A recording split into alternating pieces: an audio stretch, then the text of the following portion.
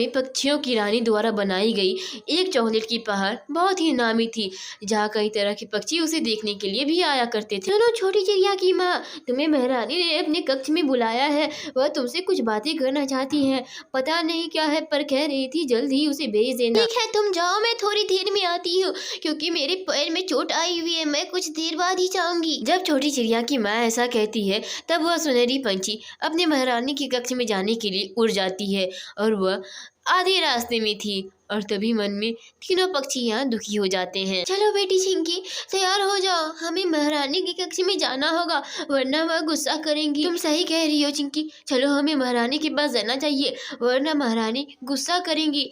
जल्दी ही हम उसके कक्ष में पहुँच जाएंगे। चलो बच्चों, उड़ने के लिए तैयार हो जाओ। दूसरी तरफ सुनहरी पंछी महारानी के कक्ष में पहुँचने के लिए वह अपने रास्ते को पार कर रही थी, जहाँ बहुत ही सुंदर चॉकलेट की जगह बनी हुई थी। क्यों सुनहरी पंछी, तुमने हमारा संदेश पहुँचा तो दिया ना उन चिड़िया तक? वह कितनी देर में यहाँ आ रही है? बस महारानी, वह यहाँ आती ही होंगी। उन्होंने मुझे कहा कि मेरे पैर में मोच आई हुई है, तुम चलो मैं आती हूँ, इसलिए बेचारी धीरे धीरे उड़ रही होंगी। हालांकि पैरों की वजह से उसके पंखों में भी मोच आ गई है। बस वह आती ही होंगी। ठीक है सुनहरी पंछी, इतनी घबराने की कोई जरूरत नहीं है, मैं थोड़ी देर प्रतीक्षा ही कर लेती हूँ, क्योंकि मुझे उन लोगों से कोई जरूरी बात करनी है। हे भगवान, अंकल, अभी तो माँ के पैर में मोच आई थी, अब आपको भी आ गई। अब हम महारानी के कक्ष में कैसे जाएंगे? इन दोनों के पैर में मोच आने की वजह से छोटी चिड़िया और भी घबरा जाती है, और इन दोनों में तो पहले से ही घबराहट ही थी। तुम लोग यही सोच रहे हो ना कि मैंने तुम लोगों को यहाँ क्यों बुलाया है? अब तुम लोग अपने अपने घर जा सकते हो,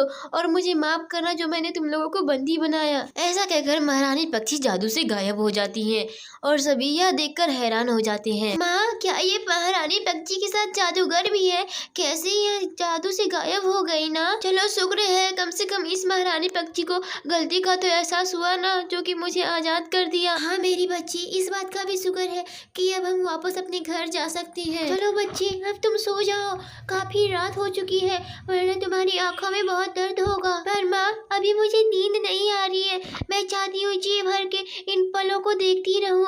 कब से इन पल का मैं इंतजार कर रही थी। क्या बात है टूनी चिड़िया, अचानक से तुम कहाँ गायब हो गई थे?